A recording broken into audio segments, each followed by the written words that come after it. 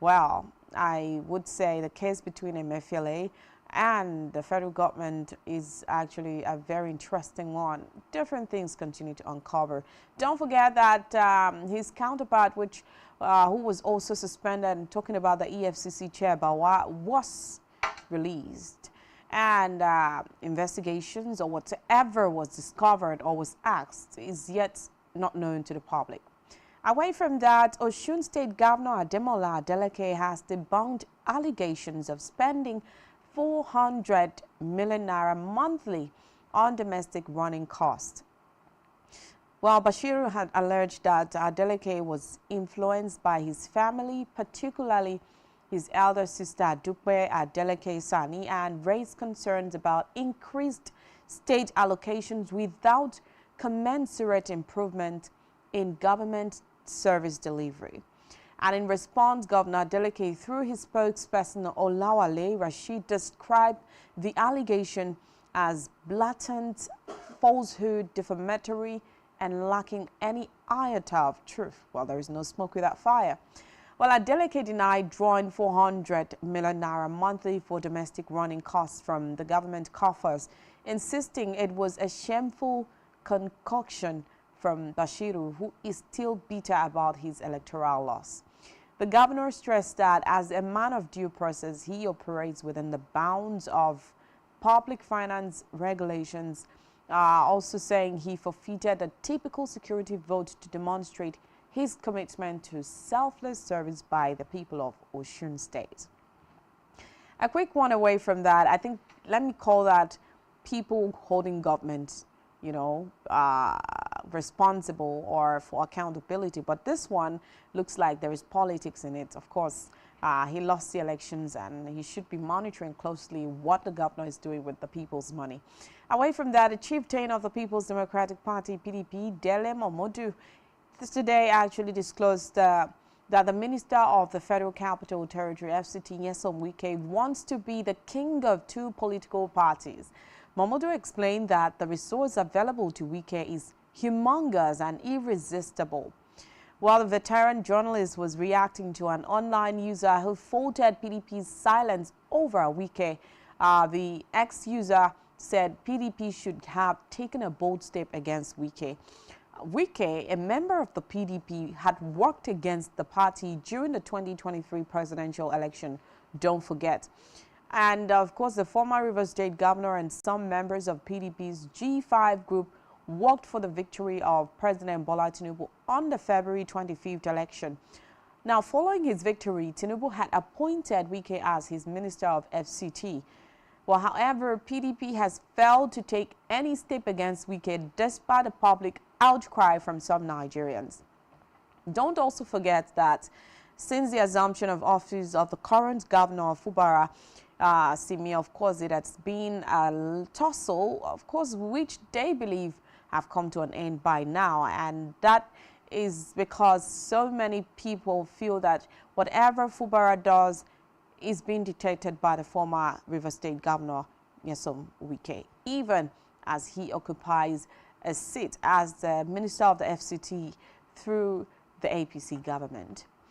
Now, moving to another report, Bishop Matthew Kuka, the co-convener of the National Peace Committee, has criticized Governor Yahaya Bello of Kogi concerning the prevailing violence in the state ahead of the November 11th governorship election. While during an appearance on a televised interview today, Kuka expressed disappointment in Bello's leadership, stating that the governor, known for being the youngest in the country, has fallen short of expectations. In Kuka's remarks, he says, "I feel very sad because Kogi has been on the forefront burner, and Yahaya Bello, the governor, prided himself with being the youngest governor and being a representation of what the youths of the country can do if they are given the opportunity." Kuka actually indicated that Bello's performance has not showcased the potential of young leaders. He further commented sadly, he says, "I think he's been a very poor advertisement for what young people can do." Whoa.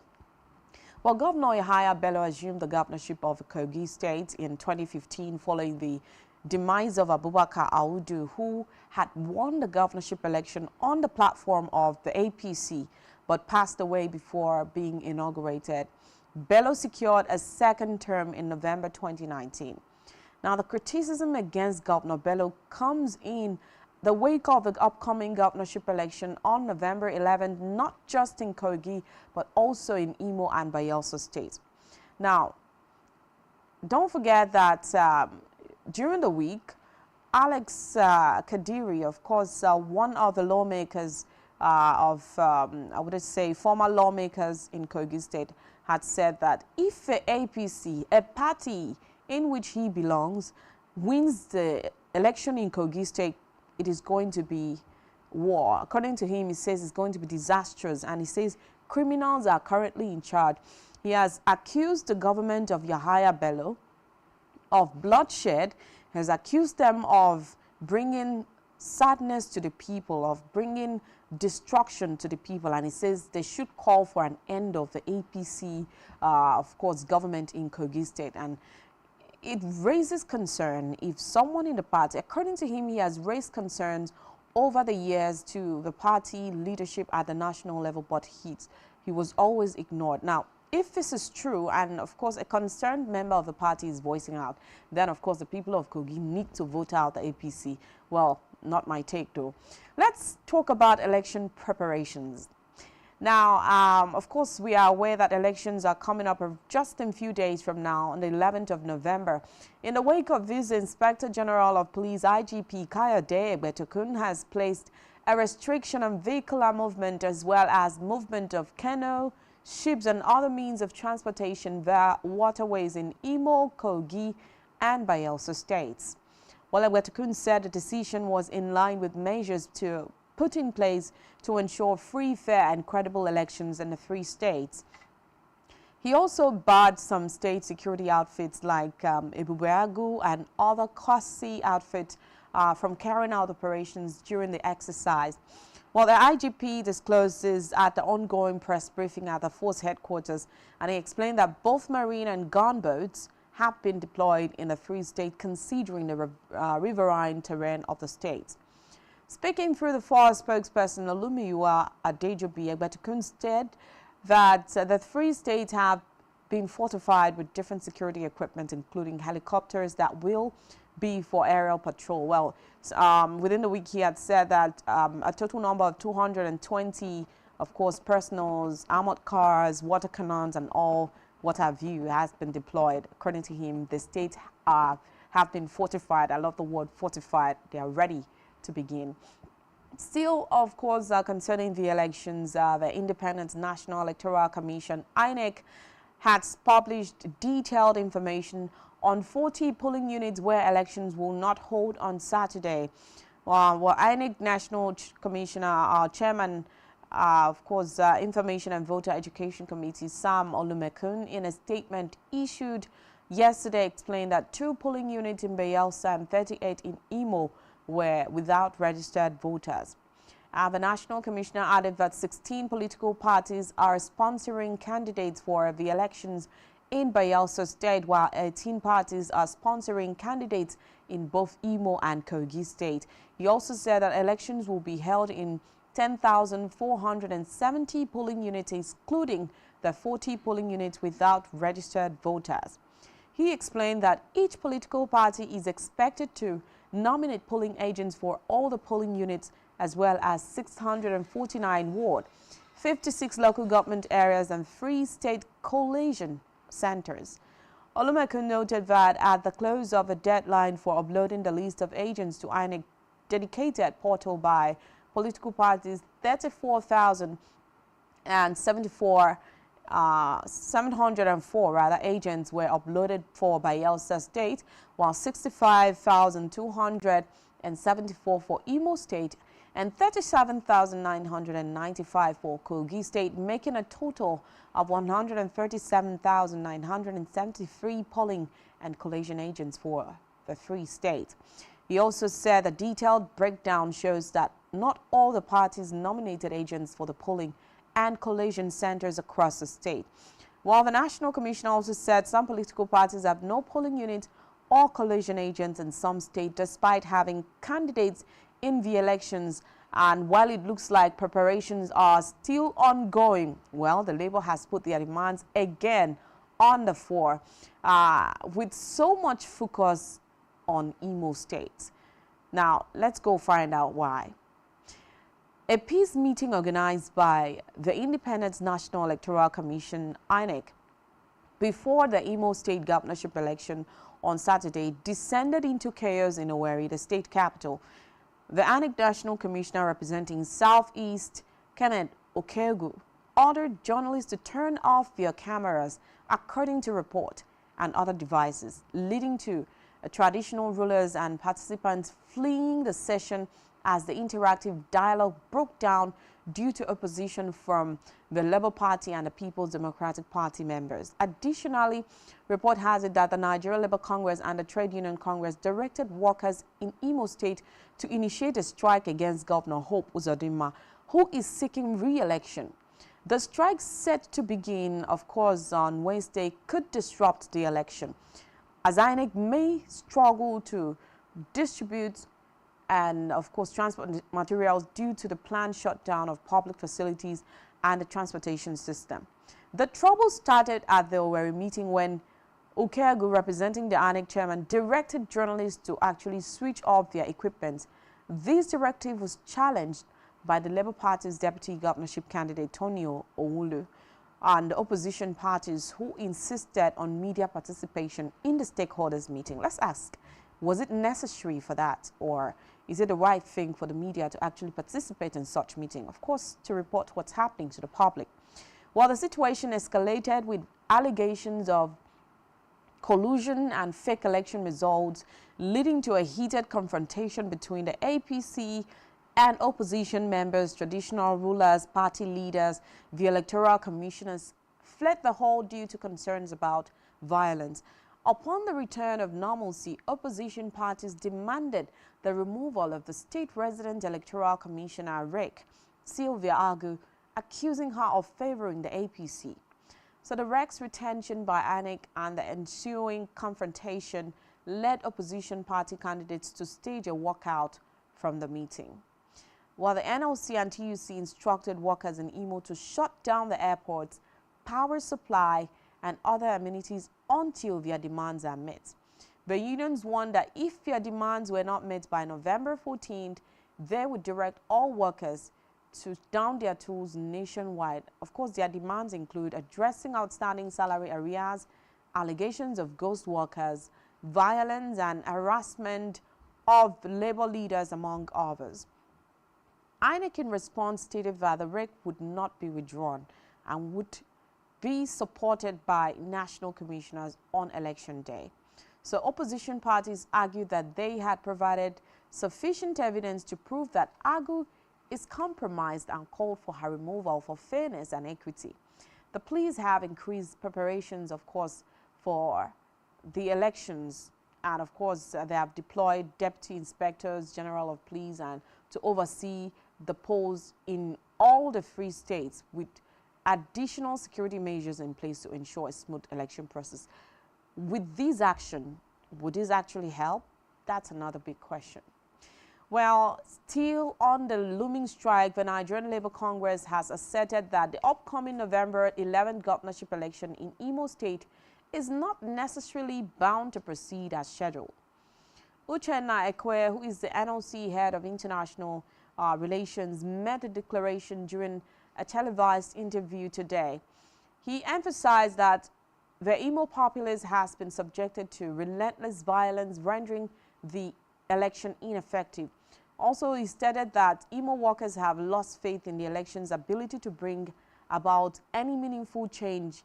He also expressed skepticism regarding the protest of the credible elections, and of course, he said the world would not crumble if the election did not take place as planned.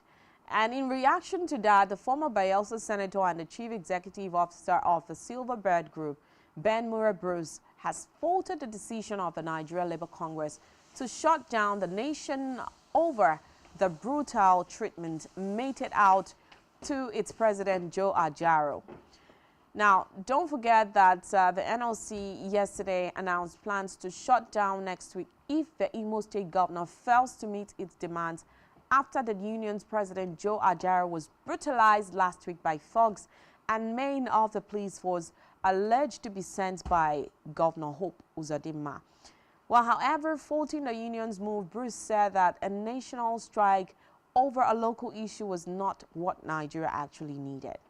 Well, the former senator suggested that a move of the Labour Party, the Labour Union, to go on strike might work against the economic gains made by President Bola Tinubu's late government. Don't forget that there had been protests last week in Imo State where the NLC President Joe Ajaro went, of course, to stage a protest with the Labour people, and he was abducted or carried away by, according to report, heavily guarded police personnel. And the next day, he was actually released, but he was brutalized, and Labour leaders and other Labour members have been angry about this.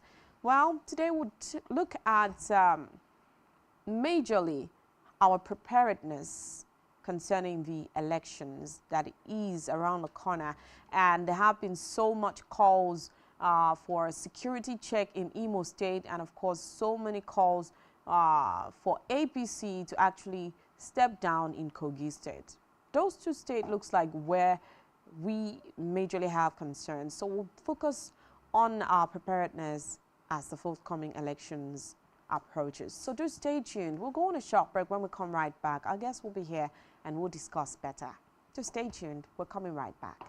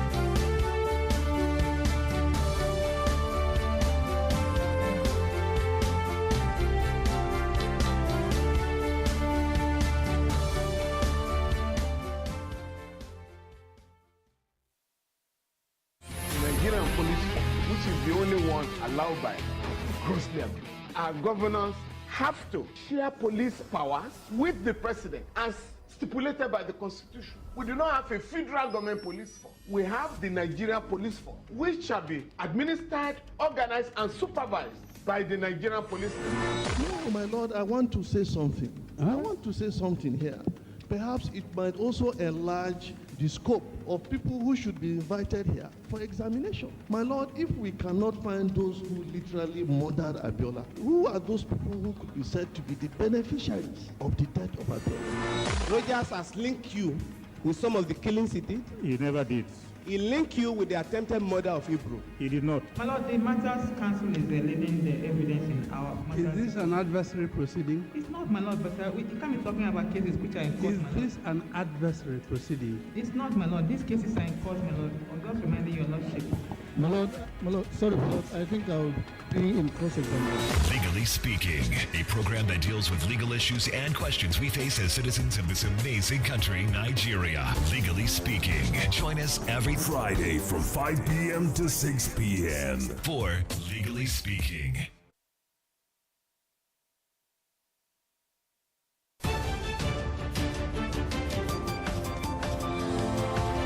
Every day marks a day of significance. That in view of the apology tendered by this former minister who had earlier been cleared by this August Assembly, as we face critical issues, developments and events which shape our social and political landscape here in Nigeria and beyond. Political Spectrum is a program specially designed to help make sense of all the moving parts of developments and occurrences in our nation's polity and political economy. There is nothing wrong with Nigeria, but there's everything wrong. The educational history of public figures holds significance beyond mere biographical details. From executive, legislative, and judicial developments at national and subnational levels to international diplomacy and relations. Join us for exclusive interviews with key political figures, expert opinions, analysts, thought-provoking conversations for and against, shedding light on the major issues that matter. We will always keep you updated on the most factual, smartest, and unbiased reportage. Stay tuned to Political Spectrum. Political Spectrum. All sides matter at the round table. Political Spectrum. Exclusive to Spectrum Television. Every society is premised on the quality of relationships forged by its inhabitants. The health of these relationships determines how well people, relationships, organizations thrive and how long they stick together. Join Uyai Anyekan on Connect every Wednesday from 6 p.m. to 6:30 p.m. and on Sunday 2:30 to 3 p.m. on channel 421 on Star Times to catch all the conversations, interviews, real stories and how to navigate relationships and family life in the 21st century. Real people, real faces, real stories. Connect live on Spectrum Television. Business exists only to meet the needs of the people, but there's an extra advantage if your product and services are pitched on a platform that gives you the added advantage over your competitors. For your desired return on investment and so much more, advertise on Spectrum Television, on StarTimes DTH Channel 421 and on free-to-air with a frequency of 12733. Spectrum Television, broadening your horizon.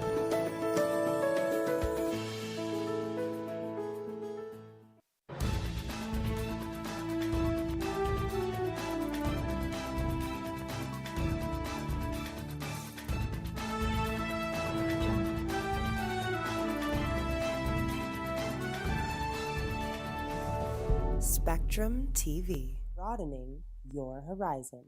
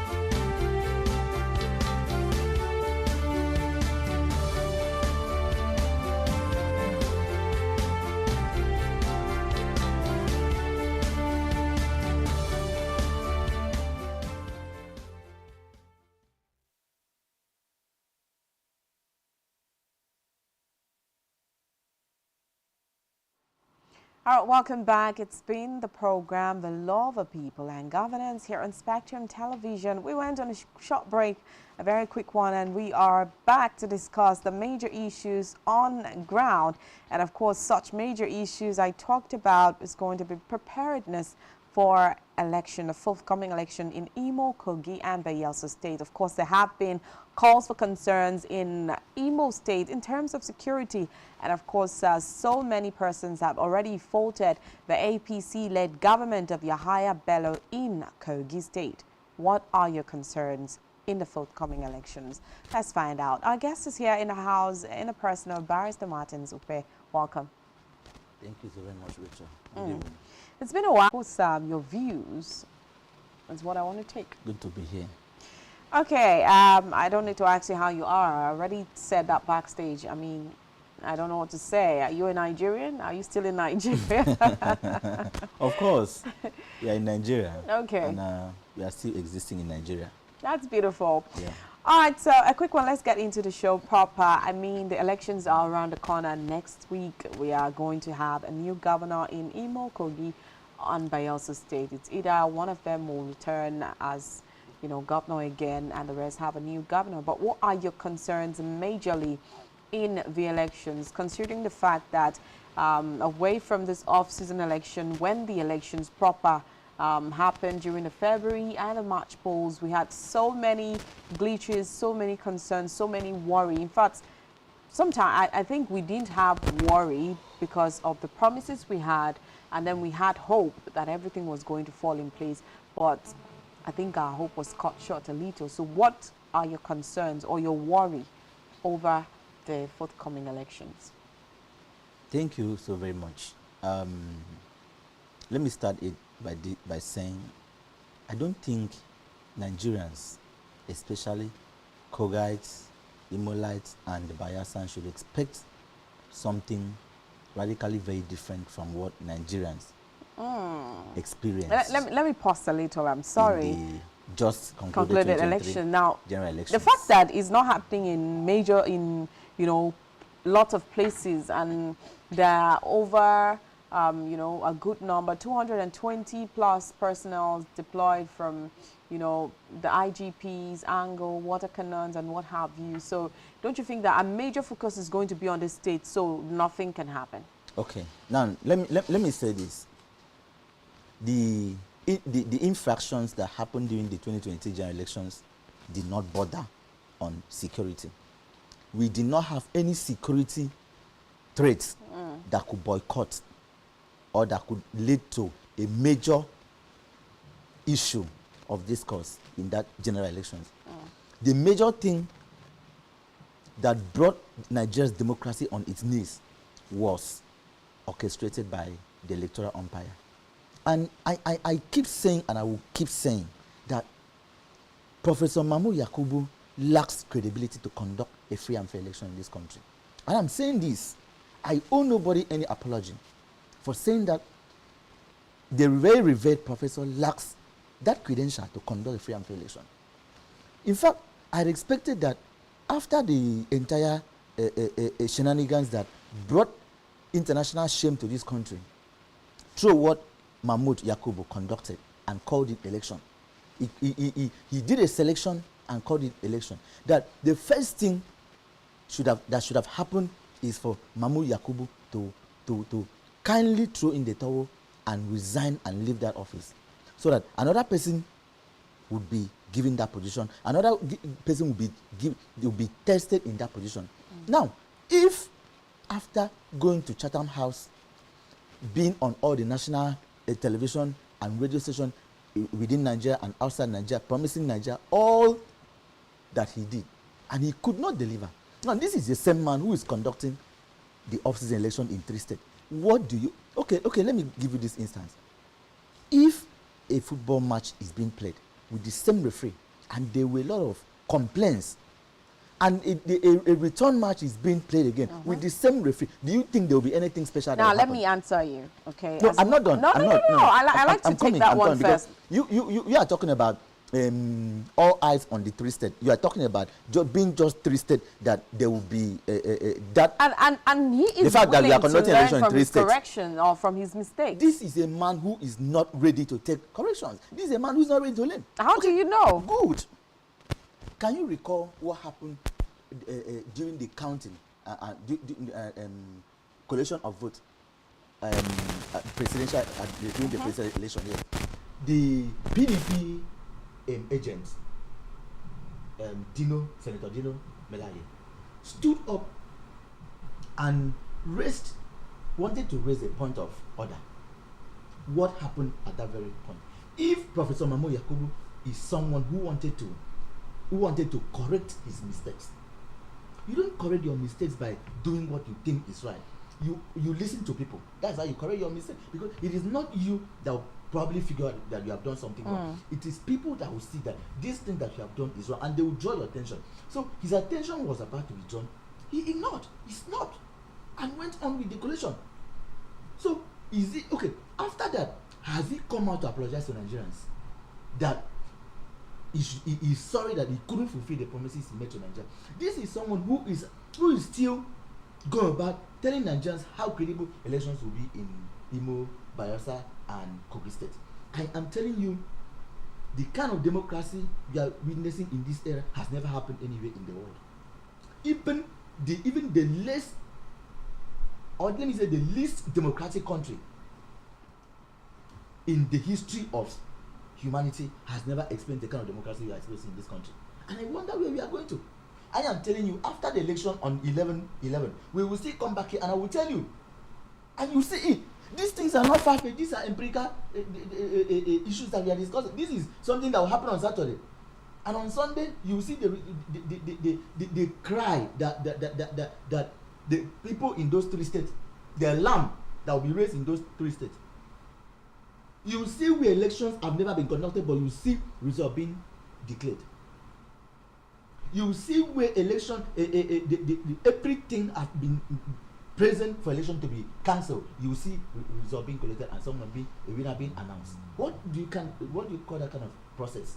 Is that a fair and fair process? So I do not have any confidence on the man who sits at the helm of affairs to conduct election in this 3 states. Okay. As for the issue of security, like I said earlier, that if elections could be conducted in the most threatening security state like Borno State, Adamawa State, these are not eastern states.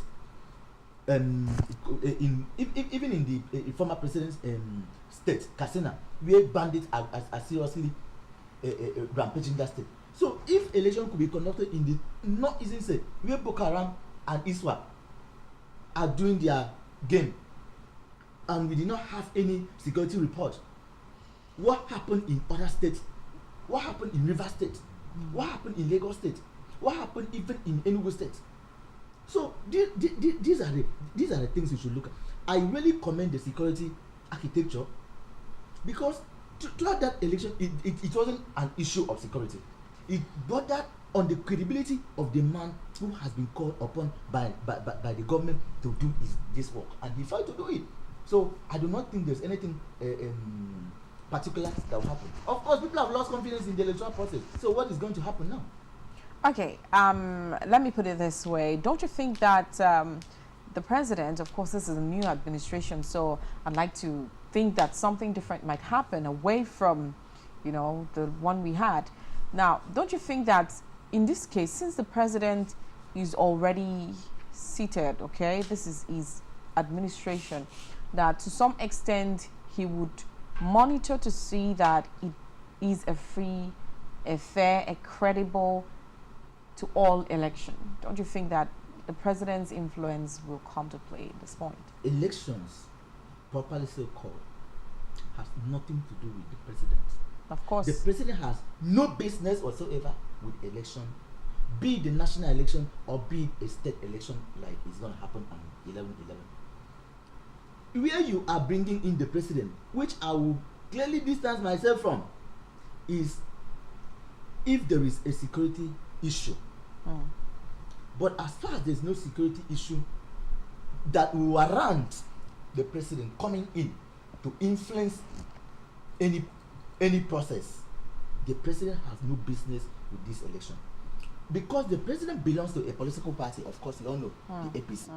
So when you are saying that the president should come and you're using the word influence, what do you think will run through the mindset of the opposition parties like the People's Democratic Party and the Labour Party and others? Yes.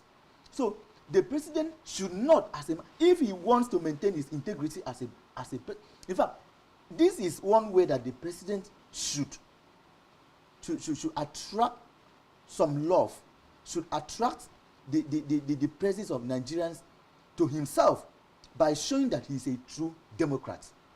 Because already the process that brought Mr. President to power was marked by wanton irregularities. The process that brought him to power is not a process that we should be talking about in this country, and we all know it. So this is a test, a litmus test for him to show to Nigerians, oh, I am sorry, the process that brought me to power was not the right process. But I am ready. Now, you know, over time, when you say the process that brought him to power was not a good process or was marked by irregularities, and then we have had the court, we have had, I mean, the appeal, the tribunal, we've had the Supreme Court, and we've also had, you know, different people come out to vindicate the president, to show that indeed the process in which he came into office was right, it was free, it was fair. So what evidence do we now have to show that that process that brought him was marked by irregularities when the court, the two sittings has already cleared him? Rachel, you know what you are doing now? You are taking my attention to another level of discussion. You want me to talk about the Nigerian judiciary, and I'm going to talk about it. Feel free. Of course, you are in a position to do that. You are a lawyer. Let me tell you this. In 2007, the late President Umaru Musa Yar'Adua, without shame, came out openly and told Nigerians that he knew that the process that brought him to power was marked by irregularities. That there was something wrong with that process. That alone was an indication that Umaru Musa Yar'Adua was ready to change the types, that he was ready to righten all the wrongs, that he was ready to reform our electoral processes. Now, that is one. The man called President Bola Ahmed Tinubu, up to today, even after the Supreme Court judgment that affirmed his victory, he is still being boastful that he won a free and fair process. He is still telling Nigerians that this is the most fairest and credible election that's ever been conducted. Still also, no, I'm coming. Okay, I'm coming. Go ahead. Now, we are all witnesses. We all see the testament that came out to play during the presidential election petition tribunal. Now, we move to the Supreme Court. This is a country where the said Supreme Court cannot deny the fact that the certificate presented to INEC by the president, then presidential candidate of the APC, was not issued by CSU. The Supreme Court, up to this moment, even in their judgment, they cannot deny that fact. This is the same Supreme Court that cannot also deny the fact that INEC had breached the provisions of the Electoral Act. In fact, not just using the word breach is an understatement, have torn and scattered and trampled upon the Electoral Act in order to produce somebody as the president of this country. This is the same Supreme Court that could not interpret Section 135 of the Constitution of the Federal Republic of Nigeria, which the justices of the Supreme Court swore to uphold in the dispense of justice. This is the same Supreme Court that cannot also nullify an election, having realized that the processes that were they laid down for the elections to be conducted was not followed. This is the same Supreme Court that also could not uphold the electoral guidelines and the provisions of the Electoral Act. This is the same Supreme Court that could not fault the first respondent, that is INEC, for not following all the provisions of the Electoral Act. This is the same Supreme Court that could not interpret the fact that a presidential candidate as a then, who is now the president of Nigeria, is parading the Guinean passport. Okay, let me ask a question. There are so many issues let me say, I would have loved to talk about. But in conclusion, in this first leg of the question, do we really have a Supreme Court of this country? And I hold nobody any apology, because there is nothing that anybody will tell me in this country. There was no justice in that judgment. I keep saying this, that judgment is not justice. Judgment is whatever the court says. But justice is when the court brings in the principles of equity, accountability into their affirmations. Okay, let me say something.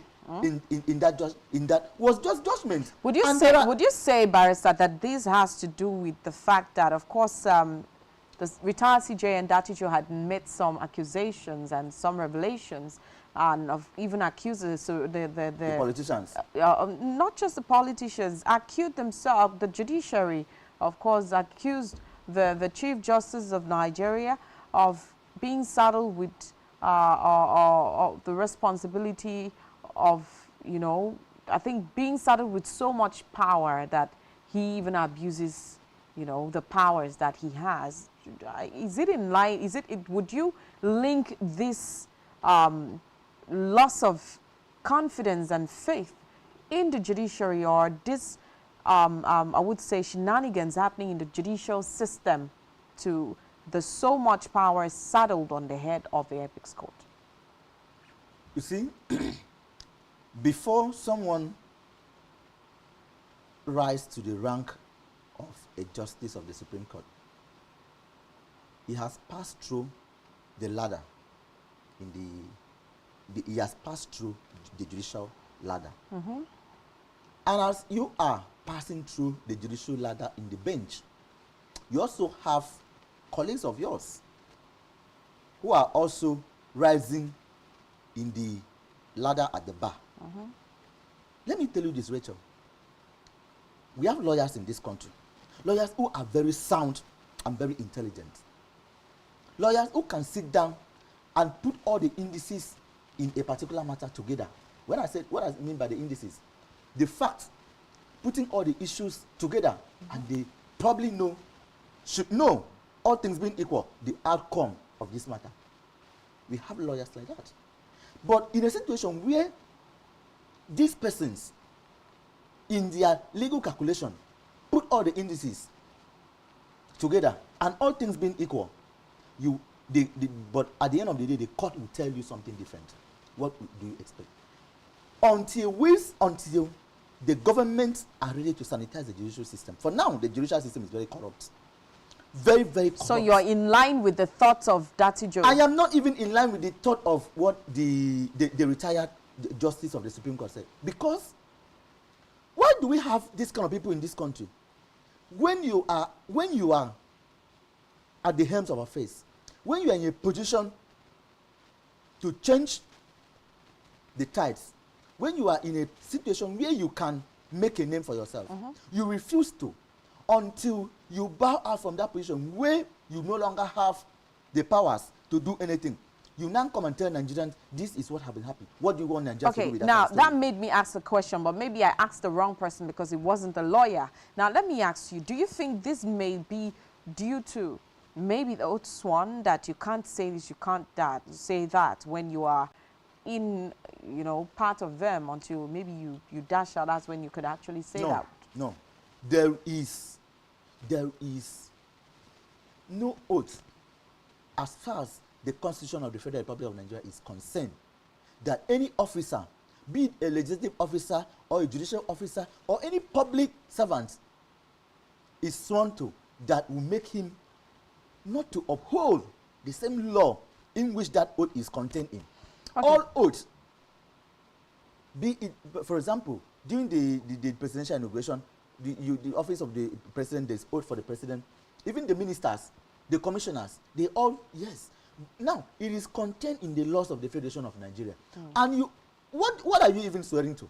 You are swearing to defend and uphold what is contained in the Constitution. Okay, I don't want to divert from what we're talking about because of time. No, let me get back to where we came from. Of course, we're still talking about the elections. I am telling you that whether there is an affirmation by the tribunal, by the Presidential Election Petition Tribunal, and subsequently by the Supreme Court, that does not change the fact that the president came to power through a very flawed and abusive process.